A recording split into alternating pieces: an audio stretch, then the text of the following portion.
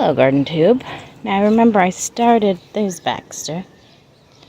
Remember I started this one in another video and I did to right here. But now I'm gonna do all the way over to the, what is that called? Tea rose? No, that's not it. Tea tree. Australian tea tree. And this sage here, as you see, is crazy. But it's in this pot, which is obviously in the ground. So I already cut off 2 giant branches. I don't know what I'm going to do with that. So we'll see. Anyway, you know the drill. Enjoy.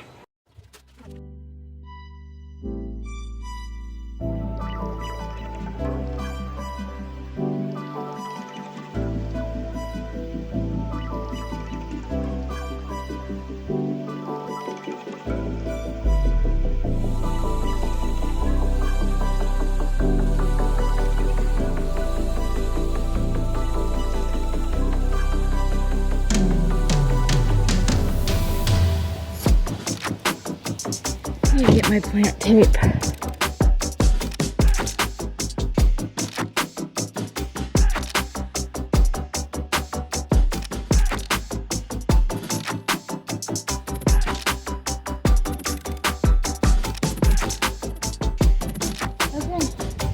We're done in this section.